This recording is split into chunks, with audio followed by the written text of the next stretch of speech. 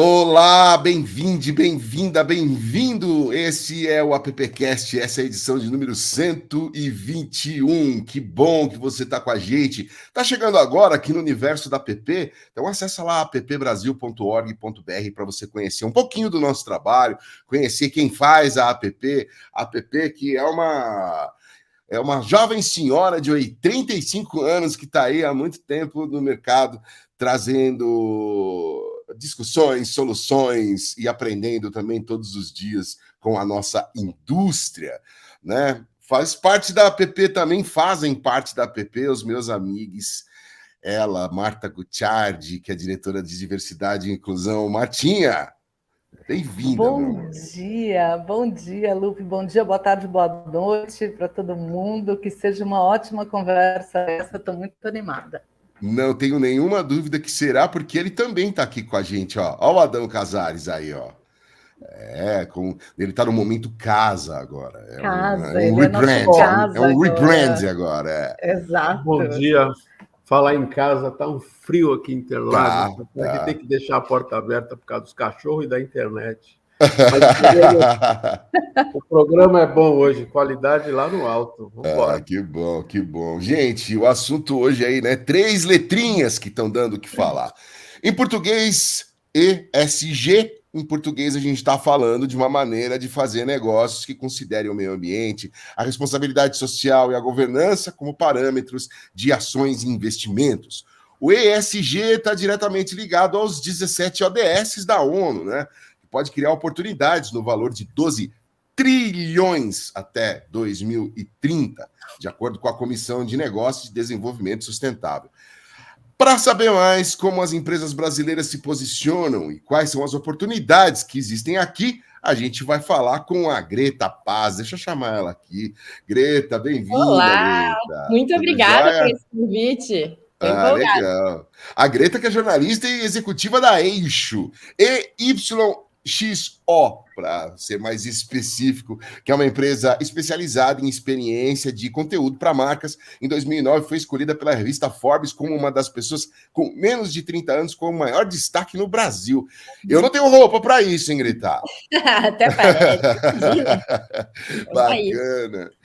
Junto com a Greta, temos aqui o Rodrigo Santini. Rodrigo, bem-vindo, viu, cara? Obrigado, pessoal, pelo convite. Uma honra estar aqui com companhias tão especiais essa hora da manhã aqui, mas para muita gente que vai ver em outros horários. Então, feliz da vida de estar aqui com vocês. Obrigado pelo convite. Que show, Ju. O Rodrigo, que é diretor executivo no Sistema B, é membro da Unesco SOST e colunista da revista Exame.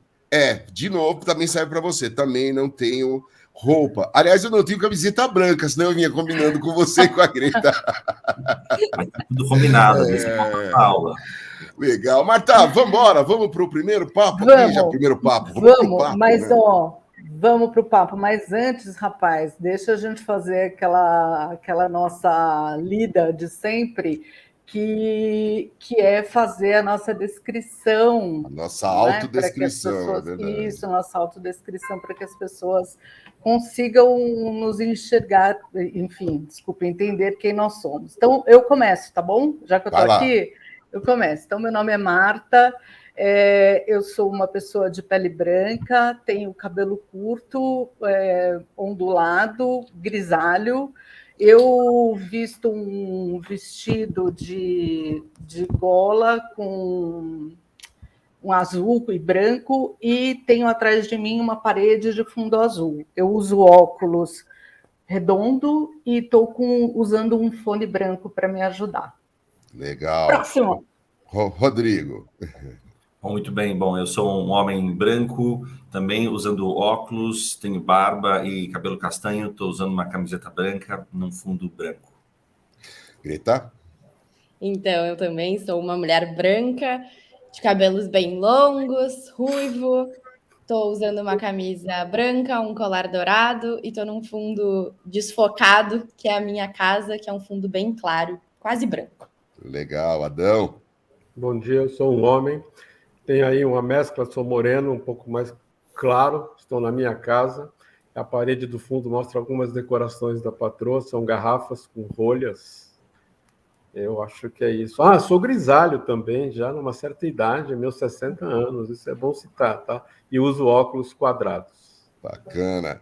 Bom, eu sou um homem, barba branca, cabelo curto, sou preto de pele clara, atrás de mim, tô de camiseta preta, de fones de ouvido, atrás de mim tem uma parede vermelha com bastante objeto de decoração e em tapete pendurado ali, com alguns dizeres relacionados a rock and roll. Acho que é isso. E agora acho que a gente pode começar, porque, aliás, isso aqui deveria ser deveria ser uma rotina, né, Marta? Exato. Mas a gente vai conseguir fazer disso uma rotina, Lucas. Vamos deixar lembretes em todos os lugares e fazer disso uma rotina. Vai ser. Bom, vamos começar então. A gente está falando aqui de ESG, e aí, Rodrigo, eu queria direcionar para você, primeiro, para a gente entender, queria que você explicasse minimamente o que significam essas 3 letras e já engatar e perguntar como que o Brasil participa desse processo, assim, como ele contribui e como as empresas... Acho que deu para entender o final, Rodrigo, deu? Sim, deu sim. Legal. Bom, perfeito, pessoal. Vamos começar então pelas letrinhas, né? Desvendar esse mistério dessas 3 letras aí que muita gente está falando, né?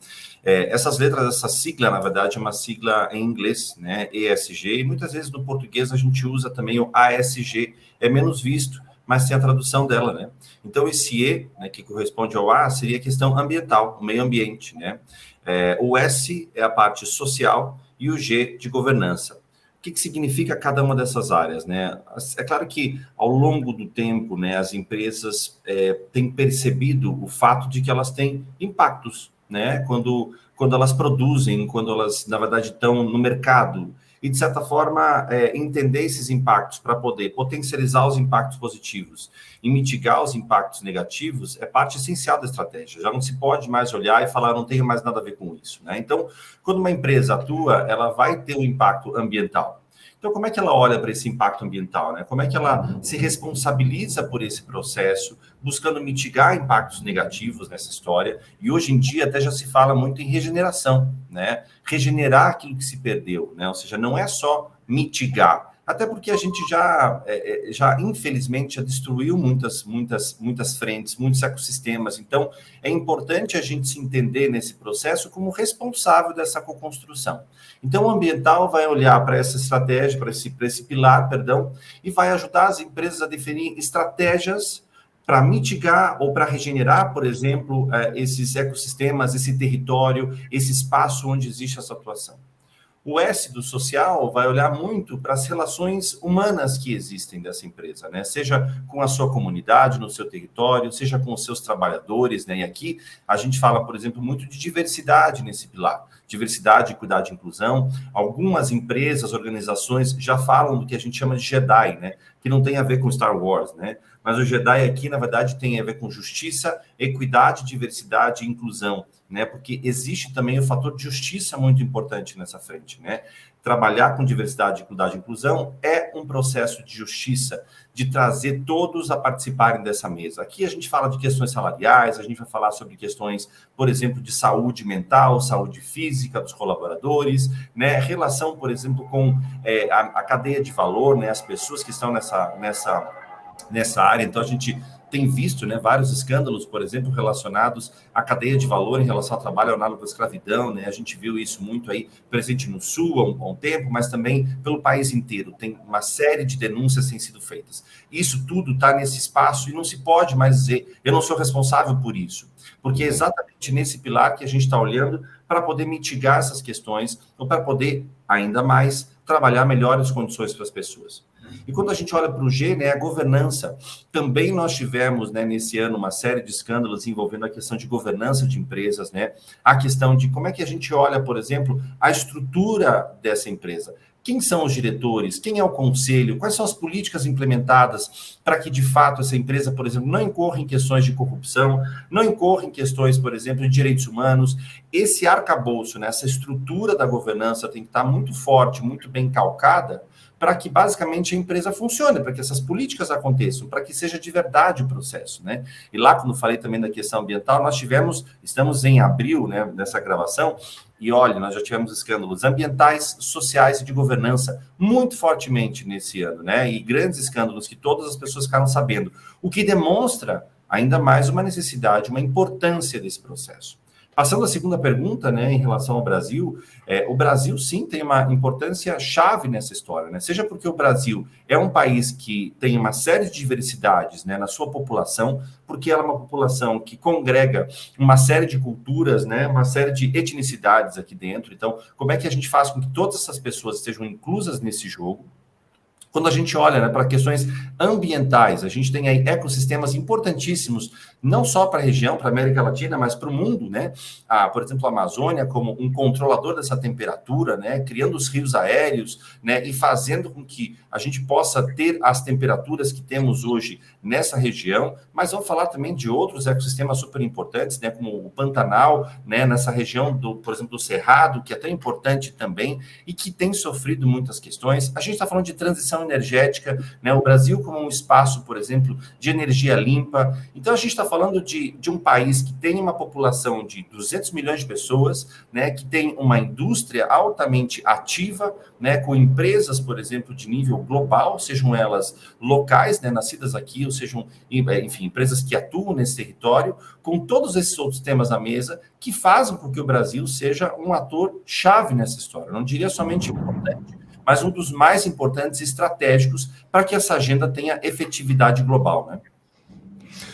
Greta, você quer comentar? Deve comentar, aliás. Não, acho que o Rodrigo explicou muito bem e tudo, acho que os desafios do Brasil.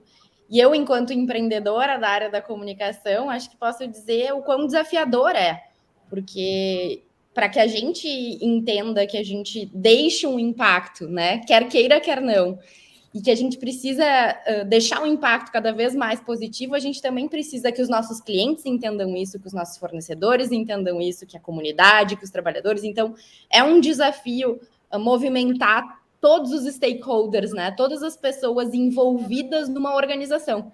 Então, acho que não basta a gente, como liderança, ter a sensibilidade, entender e tentar regenerar ou deixar um impacto mais positivo. A gente precisa que todo o ecossistema esteja junto com a gente nessa luta. Bacana. Adãozinho. Bom dia, tudo bem? Tudo jóia, e você? Eu vou bem. Então tá bom. Eu, para ser coerente, vou começar... Ah, a Martinha voltou. Voltou. Começar pela Greta. Como é que é? Nós temos um sócio, né? Queremos ou não queremos, é o governo, né? Como é que o governo, na Câmara, no Senado, ajuda no dia a dia? Ou eles ainda estão distantes? Ou são pequenos nichos? Tem um grupo que ajuda aqui, tem uma pessoa num partido ali. Mas como que o governo brasileiro tem participado de verdade da SG? Ele tem participado mesmo ou está no discurso ainda? Acho que até o Rodrigo está mais envolvido como sistema B, né? E acho que pode dizer melhor, mas acho que tem um caminho muito longo para percorrer. Acho que ainda não, né? Existem sim pessoas que estão ativamente, né? Políticos que estão ativamente tentando contribuir, acho que mudança de governo e tudo mais. Mas é um desafio, né? Na prática, a gente vê outros países em que ser uma empresa B, por exemplo, contribui muito mais, então interfere na questão de impostos. Eu acho que a gente pode, assim, avançar muito em relação a isso e ter uma contribuição da política ativamente, né, incentivando que as empresas tenham um impacto positivo na sociedade é fundamental. Assim, eu acho que a gente ainda sente muito pouco isso, e quando a gente, né, como o Casa falou, o nosso sócio, o governo, está lá todo mês, a gente está contribuindo e dói como empreendedor, não adianta. A gente quer ver resultado disso, né? Eu não me importo como empreendedora de estar contribuindo, mas desde que eu veja isso voltando, né, para os trabalhadores, para as empresas, para as organizações, eu acho que a gente ainda tem que avançar muito em relação a isso. Com toda a responsabilidade que a ASG exige da gente, né, Greta? Rodrigo, você quer comentar essa pergunta do Adão, do seu sócio aí? Eu acho que é uma pergunta super importante e relevante, né? E acho que até dou um passo para trás para explicar um pouquinho o que é o Sistema B, né? O Sistema B, basicamente, é um movimento global, não é necessariamente do Brasil, mas nós temos o nosso capítulo brasileiro, né, que é o Sistema B Brasil, que trabalha, basicamente, estimulando esse ecossistema de impacto positivo, né? O que são empresas de impacto, né? Elas são empresas que vão, inclusive, além do ESG, né? Ou seja, no sentido de que uma empresa de impacto, ela é uma empresa que, pela sua atuação, ela acaba construindo, resolvendo junto problemas sociais ou ambientais, né? Então, vamos falar, por exemplo, empresas que muitas vezes vão ajudar, por exemplo, nos desafios da educação, nos desafios da saúde, né? Nos grandes desafios que nós temos no país. O seu produto, o seu serviço, na verdade, está a serviço de resolver algumas dessas questões, porque essas questões são também demandas da população. Né? Quando a gente olha, muitas vezes fala, mas a educação não vai muito bem, etc. O que nós podemos fazer? Né? Do lugar de empresários, do lugar de pessoas que estão conectadas no mercado, será que é possível a gente levar soluções, né, que sejam soluções que alcancem as populações, que resolvam soluções-chave e necessárias? Né? Então, o Sistema B Brasil, ele congrega empresas desse ecossistema que ou têm serviços ou produtos de impacto, ou que pela forma de atuação, né, pela sua maneira de se relacionar com a sociedade, acabam também trazendo soluções. A Eixo, por exemplo, é uma empresa B, né, pela forma como atua, né, na publicidade, pela maneira como se relaciona com os seus trabalhadores, com a sua comunidade, ela faz a diferença nesse sentido, e por isso é uma empresa certificada. Né, para essas certificações existe uma série de pontos que a empresa deve atingir e que pontos que congregam também, né, a estratégia ESG. Acho que a gente pode até falar um pouquinho mais depois disso. Dito isso, né, o Sistema B não trabalha apenas com empresas, ele trabalha na formação de multiplicadores, por exemplo, pessoas pelo país todo que vão multiplicar esse conteúdo, e ele também trabalha com o governo, né, fazendo esse tipo de provocação que a Greta trouxe, a implementação, por exemplo, de políticas de empresas B. Né? O que é o B, né, que a gente chama? O B é The Benefit Corporations, ou seja, corporações de benefício, que beneficiam a sociedade. Então, hoje nós temos, por exemplo, um assento, né, no Impacto, que está dentro aí do que se chama o Ministério da Economia, para efetivamente discutir, por exemplo, como reconhecer empresas que tenham esse perfil. Porque ao reconhecer essa entidade também, existe essa possibilidade, né, de estimular com que mais empresas venham e atuem na sociedade, porque já não é mais possível, né, Ali, a gente pensar numa sociedade em que as empresas somente produzam, né, ou coisas ou serviços que não necessariamente resolvem questões, muito pelo contrário. Às vezes trazem externalidades, trazem inclusive impacto negativo para a sociedade, que a sociedade, o governo, os impostos, né, que a Greta está pagando, vão ter que resolver, por exemplo, problemas que alguém criou. Né? Será que é possível, né, a gente em 2023 ainda aceitar empresas que descartam coisas na sociedade? Não falo nem só da questão ambiental, né? Descartam pessoas, descartam ideias, descartam formas de ser, né? Não é um lugar regenerativo. Então, é nesse contexto que funciona, e é nesse contexto que os governos também podem estimular ainda mais. Empresas assim fazem bem para a sociedade, co-constroem a sociedade, né? Você sabe, Rodrigo, só fazendo um adendo aí, eu acabei de voltar do Rio to Sea, e eu assisti um painel muito interessante sobre ESG, inclusive mediado por uma moça da ONU, eu não vou lembrar os nomes agora, tá, gente? Então, por favor. Mas estavam lá, Coca-Cola, Eletrobras e Eneva. E um exemplo que a Coca-Cola deu, por exemplo, em relação à marca Mate, por exemplo, né? Então, eles têm ali na cadeia deles toda uma produção, e eles têm uma ponta, um agricultor que, na cabeça dele, na cultura dele, acho que não cabe a discussão nesse momento, mas na cabeça do agricultor, que o filho dele de 11 anos tem que trabalhar e tudo bem, né? E aí tem a outra ponta de cá, o consumidor tô comprando lá um mate no supermercado e tudo mais. Então, olha o tamanho da responsabilidade que você tem desde a base, né, de fazer um trabalho de responsabilidade com esse agricultor, de mudar a cultura dele, até você trazer para a base e até esse material todo voltar. A própria Coca-Cola já foi, por exemplo, advertida com empresas que nasceram simplesmente para dizer: Coca-Cola, tá vendo esse monte de coisa tua aqui? Vem buscar, é teu, você fez isso aqui, né? Então, como isso também vai ajudando as empresas a amadurecerem e a criarem novos conceitos e a prestarem mais atenção. Você acabou de falar sobre trabalho análogo à escravidão. A gente teve recentemente o Lollapalooza aqui em São Paulo, né? A gente pode ter certeza que ano que vem isso não vai acontecer de novo, né? Então, assim, ainda bem que existe essas certificações, ainda bem que existe essas 3 letrinhas e que cada vez mais a gente possa ver na prática o que as marcas, o que a indústria, o que se tem, o quanto tem de fato utilizado aí o ESG. Eu me estendi, gente, desculpa, é que eu me lembrei dessa ponta aí. Mas a Mari Cruz, que também faz parte da diretoria aqui da APP, enviou uma pergunta para a gente. Vamos ouvir o que a Mari nos questiona aqui. Bom dia, boa tarde, boa noite, boa madrugada. Uma pergunta para vocês sobre a agenda ESG. A Europa tem falado na mídia que a guerra entre Rússia e Ucrânia atrasou a agenda ESG na Europa, muito por conta dessa questão do gás, que a Europa agora não pode mais contar com o gás da Rússia como antes, por conta das sanções que a Rússia tem sofrido e tem cortado o gás mesmo de propósito.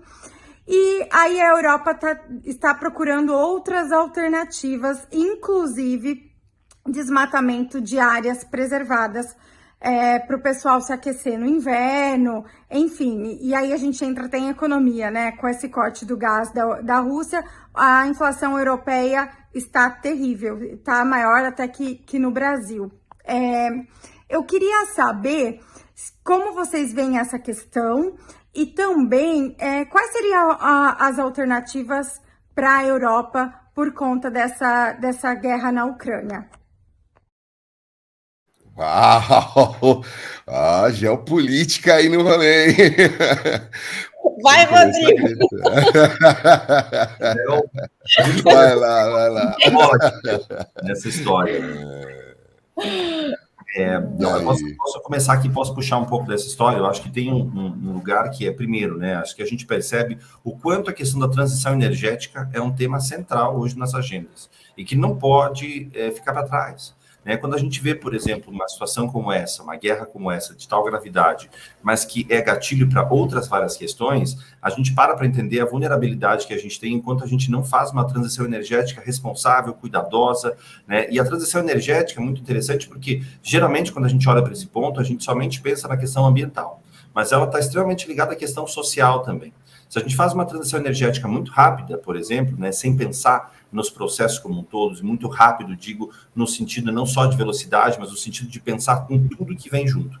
Existem muitas pessoas que trabalham para essa indústria hoje, né, e que têm que ser preparadas também para a nova indústria, né, para a indústria, por exemplo, de energias limpas, e que se a gente faz uma transição sem pensar nas pessoas, nós criamos um caos social também, né, de preparar essas pessoas que vivem muitas vezes há anos desse processo.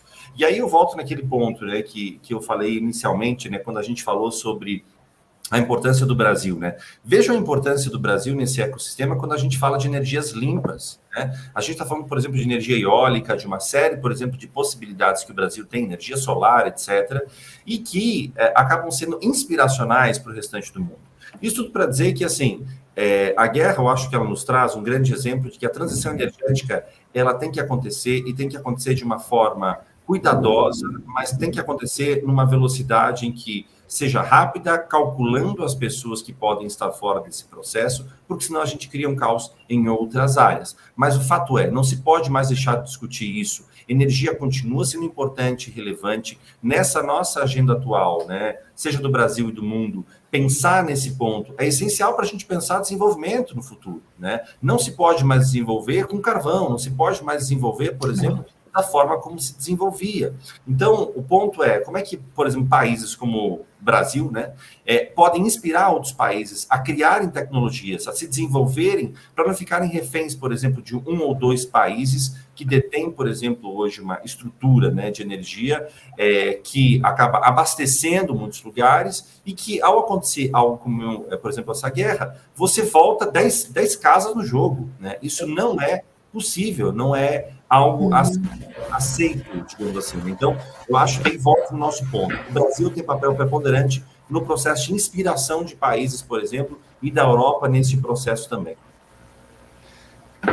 Greta que tem nome de ativista, inclusive.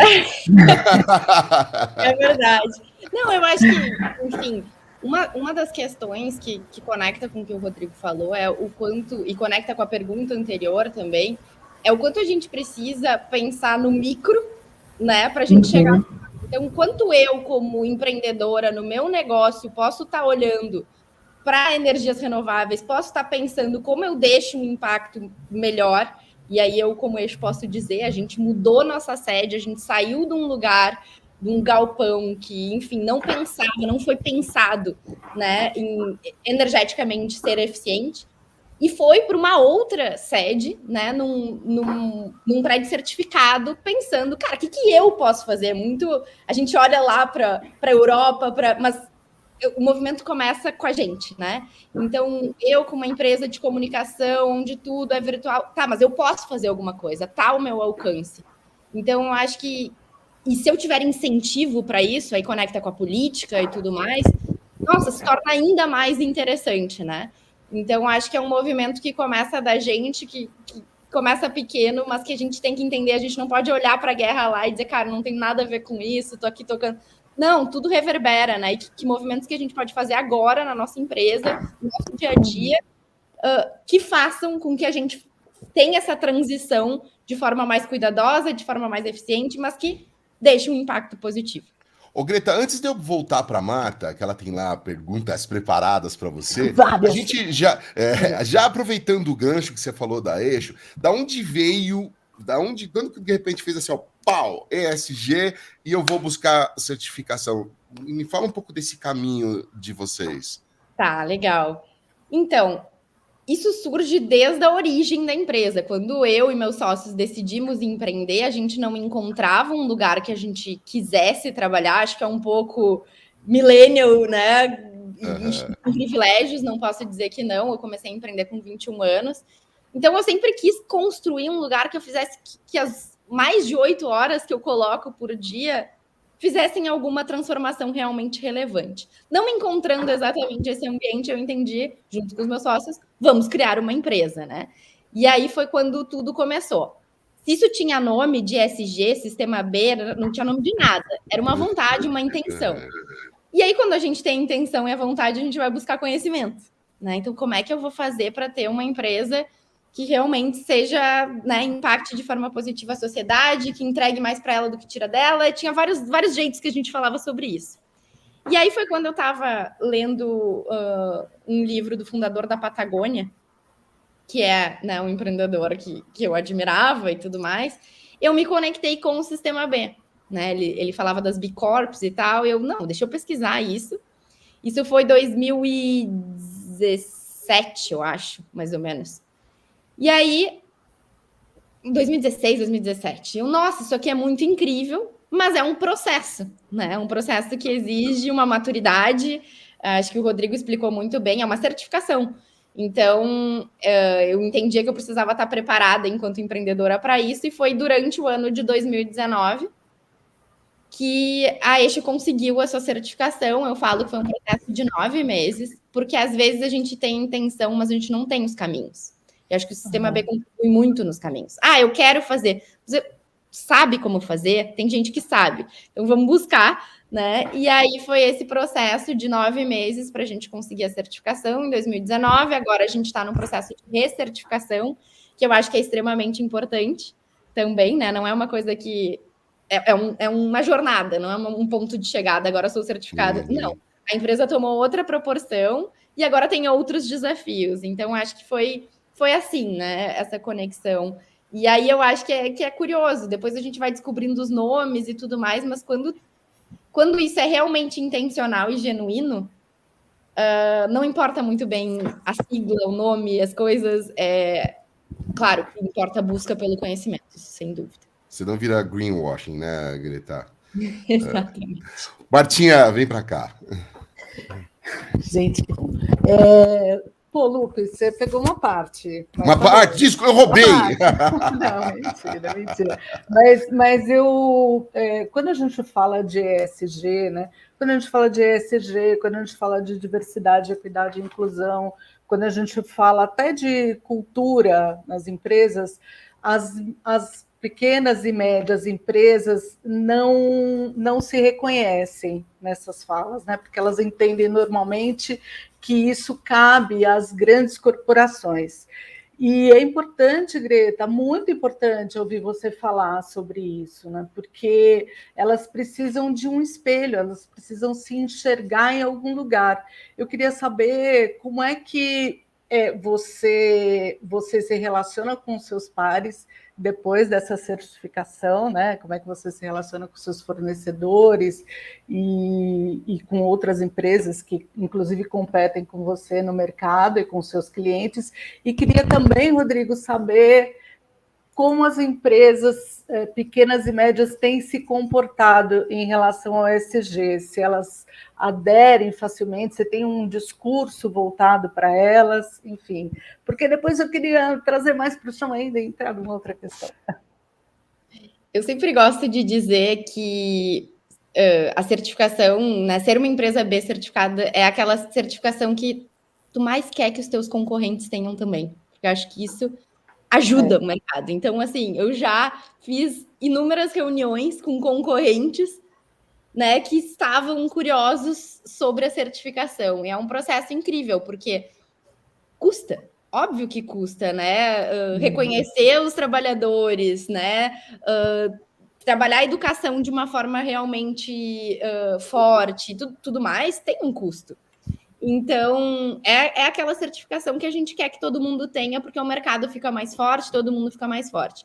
E eu acho que é um trabalho de ativismo muito forte. Então, assim, é entrar numa reunião com um cliente e estar numa mesa de negociação e falar, cara, eu não posso baixar mais.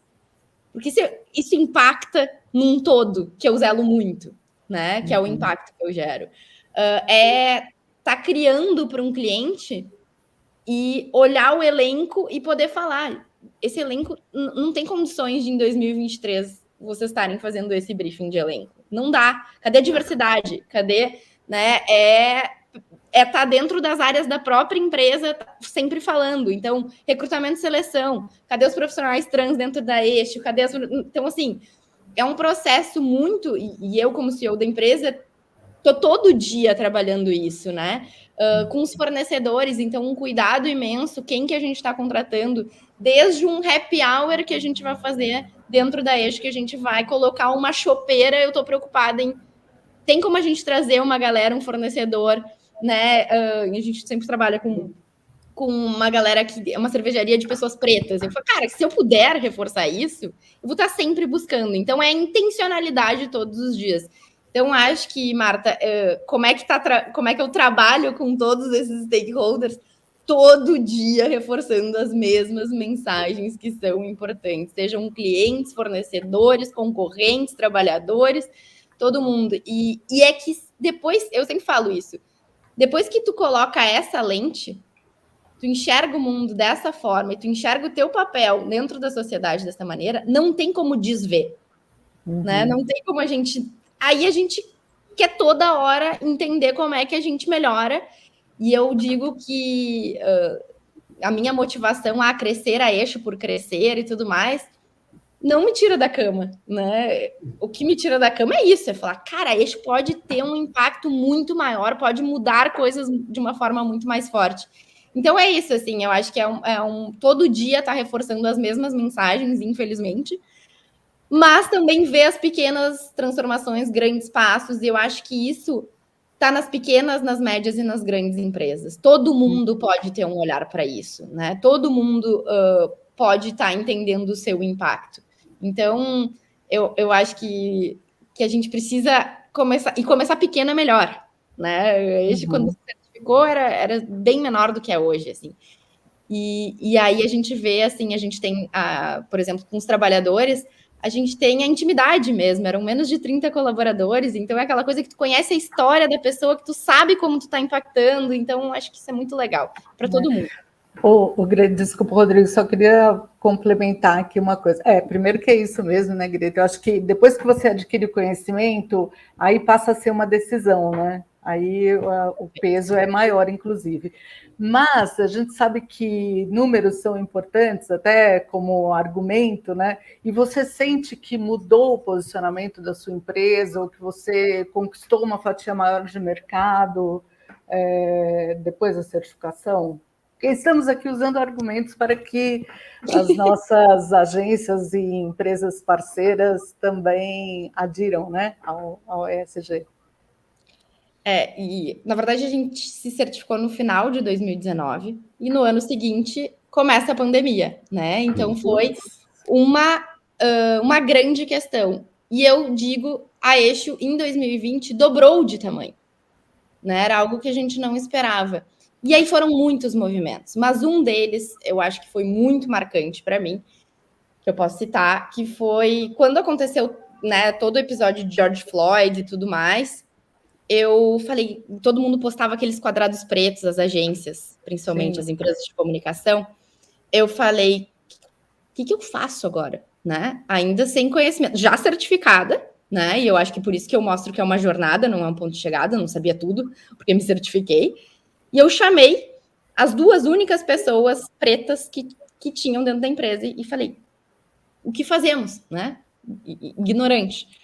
E aí eles disseram, não posta. Enquanto formos só 2, não posta. E aí eu comecei, gente, um trabalho intencional muito forte, né? Hoje, praticamente 30% da Eixo, a gente está no Rio Grande do Sul, são pessoas autodeclaradas pretas.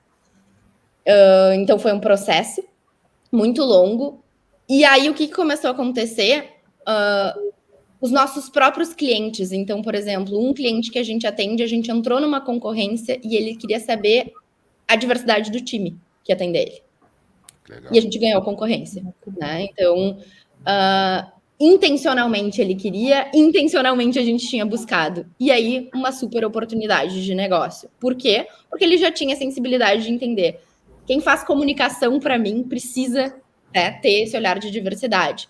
Depois a gente foi chamado para... Hoje, 40% do nosso time é LGBTQIAP+, a gente tem profissionais trans dentro da empresa, a gente está olhando para tudo isso. E isso fez com que a gente fosse muito mais criativo, com que a gente criasse coisas muito mais inovadoras, e isso é negócio, e isso faz com que a Eixo cresça. Então, eu não tenho dúvida que isso contribuiu muito para o crescimento da empresa, né? A certificação, a busca pelo conhecimento, mas principalmente a intencionalidade. Aqui eu estou falando de um recorte de diversidade, mas eu poderia citar vários outros. Rodrigo. Que orgulho, né? Dessa do ecossistema B, não é mesmo, gente? É isso. Eu acho que o ecossistema é feito de pessoas, de fato, né? Como a Greta, outras talvez não tenham esse nível de consciência ainda, mas que estão desenvolvendo, né? Como disse a Greta, é uma jornada. E eu sempre digo que me importa menos de onde saem as pessoas e me importa mais a direção que elas estão querendo, para qual elas estão querendo ir, né? Que eu acho que é esse processo de desenvolvimento, né? E eu conheço a Greta e sei que ela tem um nível de consciência bastante alto, né? E isso é muito bacana porque você vê isso se transformando em intencionalidade, né, nos processos. Eu acho que cada vez mais, né, Marta, e aí complementando um pouco da fala, né, também da Greta, quanto mais você tem um mercado que começa a olhar para essas questões, existem pressões nesse mercado, né, assim como a Greta, ela tem seus clientes, ela tem também fornecedores, ela está no meio de um ecossistema. Se esse ecossistema cada vez mais amplia esse olhar, ele começa a necessitar, por exemplo, a entender essa questão de diversidade que ela trouxe e outros pontos importantes, né? A relação, por exemplo, com a publicidade, uma publicidade que seja uma publicidade responsável, né, nas suas mensagens, né, que seja cuidadosa e, obviamente, né, quando você tem a diversidade dentro, isso é consequência desse processo, né? Ou seja, você vai ter vários olhares, diversos olhares que vão contemplar uma comunicação que fala com a realidade do Brasil, né? Eu acho que esse é um grande ponto, né? Como é que a gente está num território e não consegue responder a ele, né? Seja no desenvolvimento de um produto, seja no desenvolvimento de uma campanha publicitária, né? Eu acho que isso é de extrema importância. Quando a gente fala da certificação, a gente está falando de 5 grandes pilares, né? A gente está falando do pilar ambiental, né? Então é o pilar, né, né, que a gente fala. A gente está falando também do pilar de trabalhadores, comunidade e clientes, né? Comunidade aqui eu estou colocando fornecedores. Então, quando eu falo de trabalhadores, comunidade e clientes, eu estou falando do pilar S, né, com esses 3 pilares, né? E eu estou falando do pilar também de governança. Para cada pilar desse, vai haver uma série de perguntas que vão te guiar no processo, né? Assim como disse a Greta, ele vai fazendo perguntas. Você tem política sobre isso? Você tem política sobre salários, né? Qual é a maior diferença, por exemplo, do salário do CEO com o salário médio da organização, né? E ele vai dando parâmetros para você. Então, você vai respondendo e você vai pontuando mais ou menos, né? Essa avaliação, né, que a gente chama de BIA, Bia Impact Assessment, ou em português, avaliação do impacto B, ela é gratuita, né, você pode fazer, não precisa pagar, né, tá no nosso site, tem o acesso, né, do Sistema B Brasil, você consegue acessar, né, essa avaliação, e dali você consegue sair com políticas, por exemplo, o que eu quero fazer? Não necessariamente todo mundo vai querer certificar, e não é esse, nós não somos uma certificadora, nós também certificamos, mas a intenção que existe é, de fato, ampliar esse olhar para que os negócios possam cooperar nesse processo, nessa co-construção, né? Agora, o fato é, cada vez mais existe uma necessidade, seja por questões, né? Se você chega aqui e fala, Rodrigo, eu quero diminuir meus riscos de atuação, né? Então, você vai trabalhar pela lógica de risco, começou pela lógica de risco, ok. Rodrigo, eu quero melhorar minha relação com a comunidade. Você está entrando aqui, talvez, por um aspecto socioambiental, ok. Eu quero melhorar, por exemplo, as minhas questões de governança, né? Eu quero saber se, de fato, hoje eu estou correndo também riscos ou incorrendo, por exemplo, em questões delicadas. Também pode ser. O importante é, de novo, a jornada que você vai ter. A cada 3 anos, a gente recertifica as empresas, porque, de novo, né, a gente vai mudando também a avaliação, aparecem novas perguntas, né? E aí você pode falar, Rodrigo, mas e aí, né? Como é que fica isso? Vai mudando sempre? Vai? Por quê? Porque ESG nada mais é, né? E aqui a gente está falando não só de ESG de impacto também, é um diálogo constante com a sociedade. Se a gente for falar de diversidade, equidade e inclusão, há 10, 15 anos atrás, que empresas falavam disso? Não. Isso é aquela caixinha de, isso é com o governo, né? Agora, se a gente for pensar, Marta, por exemplo, uma questão simples, né? A gente fala muito de desigualdade econômica no Brasil. E a gente sempre coloca isso na mão do governo, né? Que são pontos importantes, taxação de grandes fortunas, etc. Mas é muito importante a gente olhar também como as empresas atuam. Quando você tem, às vezes, centenas ou milhares de vezes a diferença do salário de um CEO, né, ou do conselho de uma empresa, dos funcionários, você, como empresa, uma entidade importante naquele território, está dizendo o seguinte, olha, esta pessoa tem direito a ter muito mais do que esta daqui. E essas pessoas, a partir das 6 da tarde, estão na rua, né? São sociedade civil. Então, assim, quando você distribui de forma tão desigual, você também está definindo o que na sociedade vai acontecer, né? Então, eu acho que é cada vez mais nítido esse papel de que não existe lá o governo, as empresas lá. No final das contas, eu sempre digo, né? Às 6 da tarde, somos todos sociedade civil.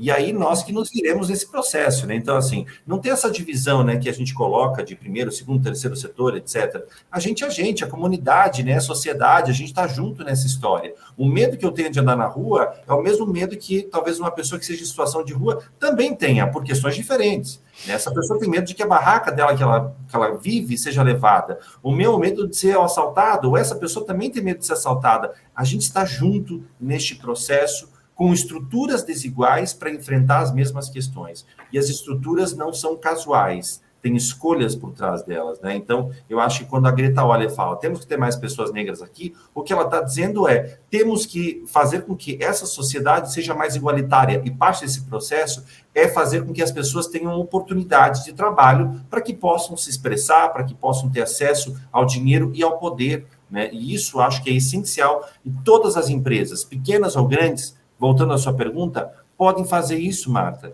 Inclusive, no Sistema B, quase 80% das empresas que a gente tem são de pequenas e médias empresas. É claro que as mais famosas, como Natura, Hering e Movida, né, são as empresas que a gente acaba ouvindo mais. Agora, isso não quer dizer que o ecossistema não seja feito por gente que está desenvolvendo grandes trabalhos e que não tem as maiores marcas do país, mas que faz um trabalho relevante, sim. Né? A Greta falou, né, é a chopeira que ela está pensando no evento. Precisa ser uma grande empresa para você pensar uma mega estrutura, né? A gente pode fazer isso no nosso dia a dia.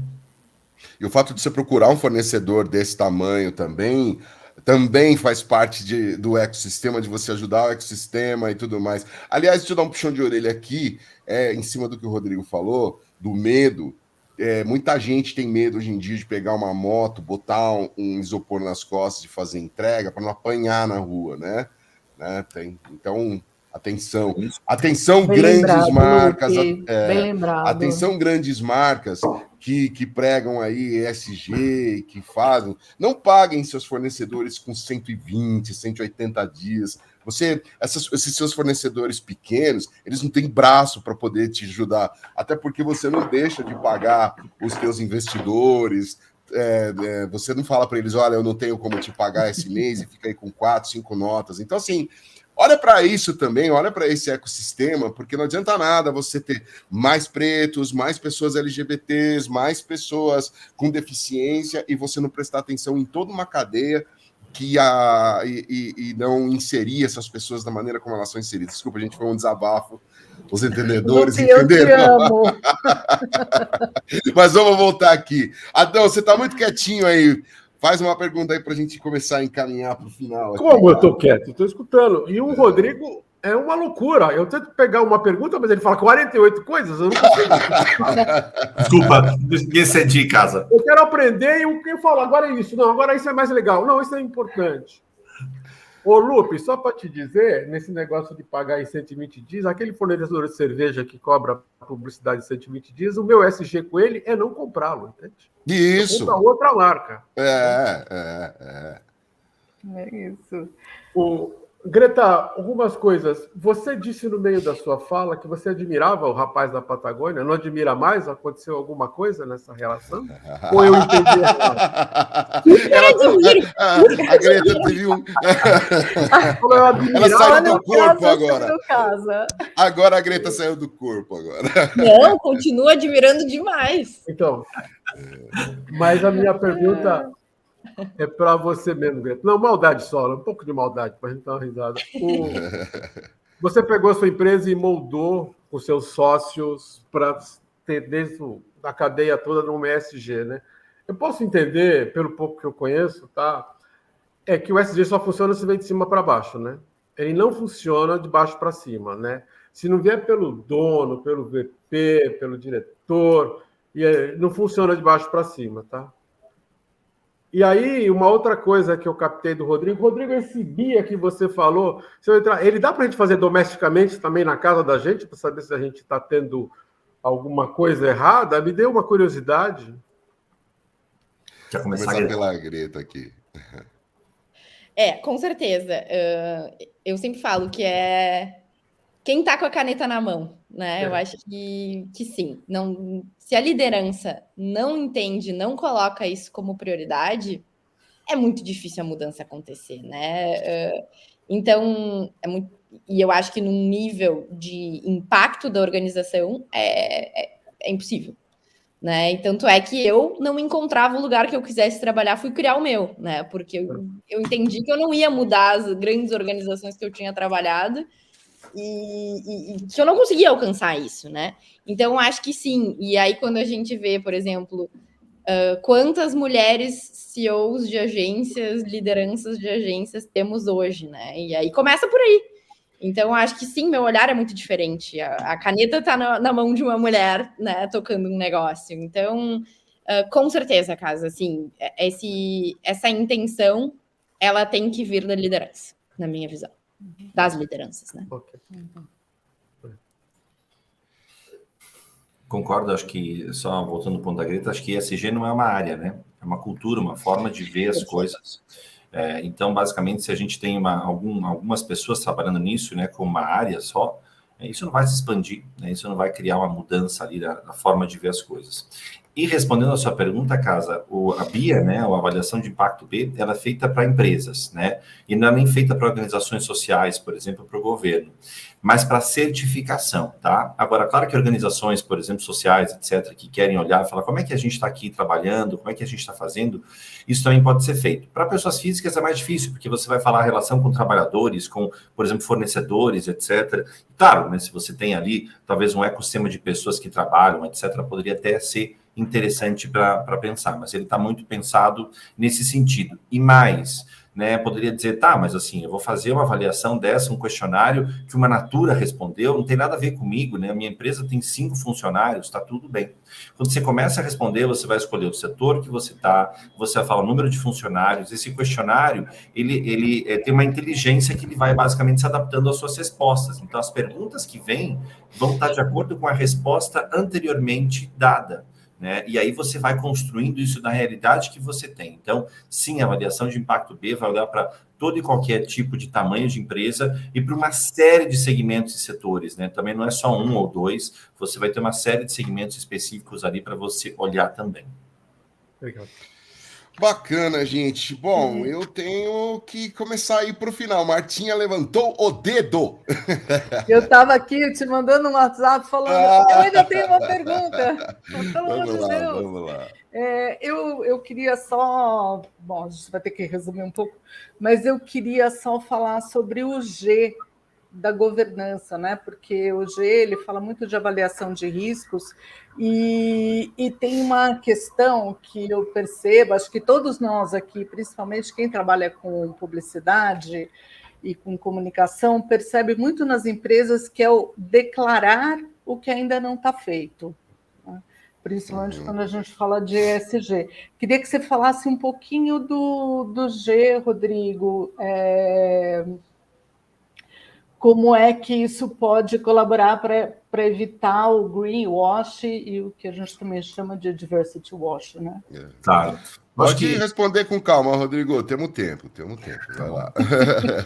Não, na verdade, assim, eu acho que o G, né, sendo aqui também bastante direto, o G ele vai olhar para esse arcabouço, para essa estrutura que faça com que a empresa funcione como ela deve funcionar. Então, assim, as políticas são colocadas em seu lugar, políticas anticorrupção, políticas de direitos humanos, políticas dos fornecedores. Quem é que está olhando para essas políticas para ver se elas funcionam, né? Quem é o corpo que guarda essas políticas, né? A diretoria, né? O conselho, né? Esse formato, ou seja, a estrutura. Eu sempre falo que, assim, esse corpo da empresa é dado pela governança, né? Que basicamente cria uma estrutura para que você possa implementar ESG com tranquilidade. Senão eu posso sim, né, cair por exemplo, num greenwashing. Eu tenho toda uma estrutura, mas quem é que olhou, por exemplo, de fato se estava acontecendo? Quem é que estava implementando essas políticas? E a gente vê grandes escândalos acontecendo, né? Números que não foram declarados, a cadeia de valor que não era conhecida, eu não sabia disso, mas então me desculpa. E aí vem essas várias questões. Então, a governança, ela faz com que todo esse ecossistema funcione e seja controlado e que haja um guardião para esses processos, né? Ou seja, guardião não como pessoa, mas como estrutura por trás disso. Uhum. Greta, quer comentar? Eu ia pedir mesmo. Não, eu acho que para as pessoas que estão nos escutando, quando a gente fala que isso é uma jornada, não quer dizer que a gente vai ter tudo no momento que a gente começa. E quando a gente faz o BIA, eu lembro que a gente fez em 2019, quando a empresa ainda era menor, a gente olhava algumas coisas de governança e falava, não, a gente não está no tamanho para ter isso ainda. Não, a gente vai optar por não ter isso ainda, mas é uma opção consciente. Eu acho que o problema é não saber. Como assim, Greta? Um conselho mega estruturado. Naquele momento a gente não pontuou nesse aspecto, entendeu que a gente não ia fazer isso. Porém, falava sobre código de conduta. E é isso, a gente falou, não, isso a gente vai fazer e vai fazer muito bem, né? Porque a gente não tinha. Então, eu acho que nesse processo de governança, o BIA ele ajuda muito, inclusive a ter uma tomada de decisão consciente do que a gente consegue fazer naquele momento, do que a gente não vai fazer e do que a gente vai se preparar nos próximos 3 anos para, né, ter. Então, assim, quando eu acho que às vezes isso assusta as pequenas e médias empresas, de dizer assim, não, peraí, eu não dou conta do que eu tenho, eu vou ter que criar um monte de burocracia para... Não é assim. Eu acho que é entender o que pode ser feito, fazer a opção consciente, não abrir mão de algumas coisas, né? Eu acho que essa tomada de consciência, aquilo que eu falei, uma vez que a gente olha para algumas coisas, depois a gente não consegue não olhar. Então, assim, isso aqui é um risco muito grande, eu preciso olhar para isso. Um código de conduta é fundamental. Como é que a gente não vai ter isso? Tá, outras coisas eu vou entender que eu vou deixar agora, não vou ter agora, mas eu sei que conforme eu for crescendo, eu vou me organizar para ter isso. Então, acho que, às vezes, eu sinto que os empreendedores se assustam um pouco, principalmente pequenos e médios, dizendo, vai dar muito trabalho. Eu já não dou conta do que eu tenho, eu vou ter que olhar para mais um monte de coisa. E não é sobre isso, né? Eu acho que é fazer o que a gente dá conta, entendendo as prioridades, os riscos, mas sabendo qual é a jornada. O que eu vou ter que percorrer conforme a minha empresa for crescendo, conforme algumas coisas forem saindo do meu olhar, porque no início a gente consegue saber de tudo, a gente sabe quem é o fornecedor, mas a empresa vai crescendo, né? E a gente vai tendo outros desafios. Então, eu só acho que é para tranquilizar também quem está nos escutando, para não achar que a gente tem que gabaritar todo o BIA, que a gente tem que fazer tudo. É um processo mesmo. Greta Paz, que transmite paz pra gente, e o trocadilho é inevitável porque é verdade, tá, Greta? Eu quero, como é que a gente te acha, como é que a gente conversa com você, como é que a gente fala com a Eixo? Então, meu @ é Greta Paz em todas as redes, LinkedIn, Instagram, produzo bastante conteúdo, e a Eixo é Somos Eixo. Então, todo mundo pode achar, conhecer um pouquinho mais do que a gente tem feito. Greta, obrigado demais pela tua participação, viu? Pela tua contribuição com a Eu que agradeço, foi incrível. Hoje. Que legal. Rodrigo Santini, do Sistema B Brasil. Rodrigo, tá lá na Revista Exame também, né, Rodrigo? Como é que a gente te acha? Como é que a gente fala com você? Como é que a gente tira tanta dúvida que vai surgir nos nossos cabeções aí? Você pode me achar no LinkedIn como Rodrigo Santini, estou lá do Sistema B Brasil, e também, obviamente, no nosso site, né? A gente vai ter nossos contatos todos, sistemaBbrasil.org, né, .org. Vocês podem encontrar a gente para a gente bater um papo, etc., e continuar essa história aqui. Muito obrigado pelo convite de vocês. Demais, obrigado aí pela tua generosidade também, em trazer tanta informação bacana. Diga lá, Martinha. Ô, Rodrigo, a gente pode colocar o link da Bia na descrição do podcast? Claro que sim, eu te mando. Legal, tá ótimo. Fechou. Então, logo você que está vendo e ouvindo a gente, mas já vai estar aí na descrição do nosso episódio. Adão Casares, obrigado demais, viu, Adão? Cadê o Adão aqui? Aí, Adão. Tô aqui. Não, muito obrigado a vocês, aprendi muito. Rodrigo e Greta, apesar da maldade que eu fiz com a Greta, olha, aprendi bastante. Mas você sabe que, no particular aqui, a gente tem o brechó, minha esposa tem, né?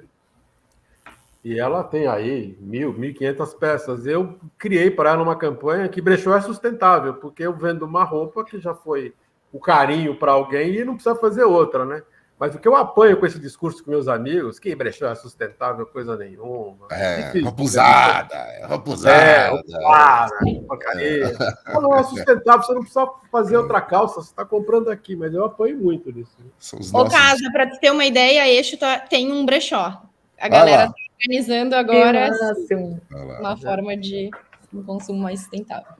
São os nossos amigos ogros, Adão. Temos alguns em comum. Mas a gente vai mudar. Eu quero agradecer, Martinha. Obrigado. Uma pessoa que me esquece. Não, obrigado. Eu que agradeço demais, Rodrigo, Greta, por vocês estarem aqui. Casa e Lupe também. Vocês são parceiros de todas as horas. E, Casa, eu sou fã de brechó, viu? Eu sou pessoa que me visto de brechó há mais de 20 anos. Então, no feriado passado, conte comigo. conversar com a Branca, respondo lá. Pronto. Vamos lá, manda os endereços, filho. Faz a sua propaganda. Obrigado à diretoria da APP pelo apoio aqui com o AppCast. E muito obrigado a você que nos acompanha. Essa foi a edição número 121. Nosso tema foi ESG. E é um tema que ainda a gente vai trazer muito aqui no AppCast. Obrigado também à equipe da Compasso Colab, que edita, monta e distribui o AppCast. A gente se fala na próxima semana. Beijo para todos. Valeu.